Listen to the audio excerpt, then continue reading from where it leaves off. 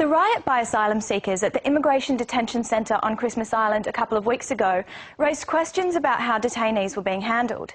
The Minister for Immigration, Chris Evans, said he was comfortable with the way the detention centre was being managed. But who is actually managing it? Well, not the Department of Immigration. Earlier this year, the Rudd government outsourced the operation of Christmas Island and other detention centres to a British company with an interesting track record.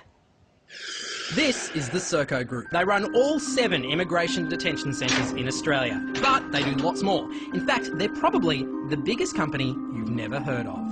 Governments all around the world outsource to Serco. They run half of London's traffic lights, all of Dublin's, and in Ontario, Canada, they test you for your driver's licence.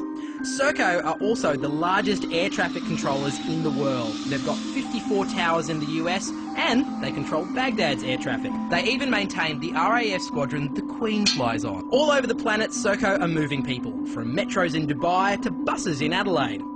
And they're good at stopping people from moving too. Serco will soon be the largest operator of private prisons in the UK, and they're very efficient at it. In one prison, they increase capacity by 20%, simply by putting beds in the toilets. In another Serco prison, a 14-year-old hanged himself after being assaulted by Serco guards, the UK's youngest ever death in custody. But don't think Serco aren't good with kids. In Bradford, they run all the state schools in the district. Serco is the model of a modern multinational, and that's why they're the right company to keep us safe. They've been running the UK's ballistic missile defence system ever since it was outsourced 40 years ago. In fact, they look after Britain's entire nuclear arsenal, from creation to decommissioning. But wait, there's more.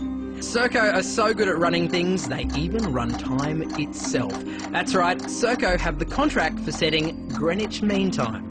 And Serco just keep getting bigger. Since 1994, they've grown by 1,200%. How have they been so successful? CEO Chris Hyman puts his success with Serco down to listening to God.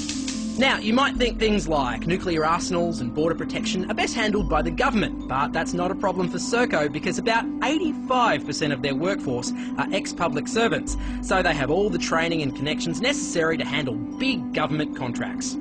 In Australia, Serco have a presence on every military base, run every immigration detention centre, 2 prisons, cross-country trains like the Indian Pacific and the GAN, and they're bidding on more contracts right now, including one to run prisons across New South Wales. So, even if you don't know their name, chances are you're caught in their web. Serco, bringing service to life.